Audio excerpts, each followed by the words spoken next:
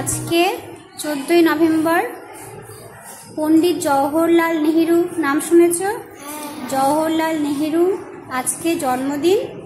এই দিনটাকে আমরা শিশু দিবস হিসেবে পালন করি, ঠিক আছে?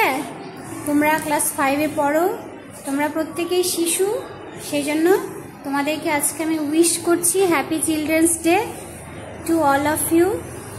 সবাই খুব ভালো থাকো, সুস্থ থাকো, দীর্ঘায়ু হও, বাবা মায়ের আশা স্বপ্ন পূরণ করো, তার সাথে নিজেদেরও যা স্বপ্ন আছে সেগুলো পূরণ করো। তার জন্য কি করতে হবে?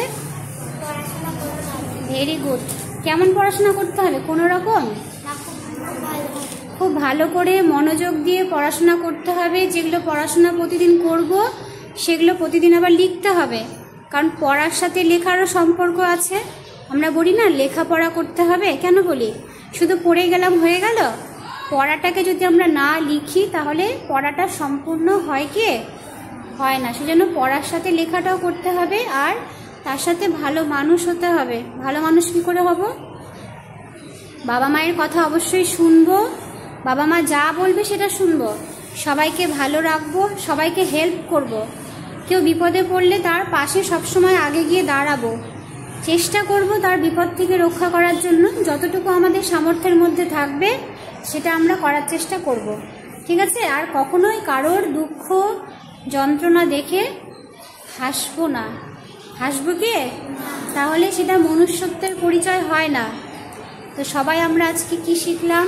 ভালো করে পড়াশোনা করতে হবে, বাবা মায়ের কথা শুনতে হবে, গুরুজনদেরকে শ্রদ্ধা করতে হবে, সবাইকে ভালোবাসতে হবে, কারোর মধ্যে হিংসা দুষ্টমি বুদ্ধি এগুলো সব ঝেড়ে ফেলতে হবে, আর সবাইকে সবার প্রতি সাহায্যের হাত বাড়িয়ে দিতে হবে, ঠিক আছে?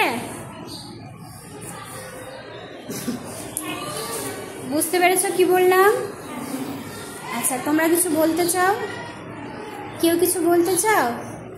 কেউ কিছু বলতে চাও না? ঠিক আছে, সবাইকে আবারও শুভেচ্ছা, শিশু দিবসের অনেক শুভেচ্ছা, ভালোবাসা, অভিনন্দন। সবাই ভালো থাকো, সুস্থ থাকো, ঠিক আছে?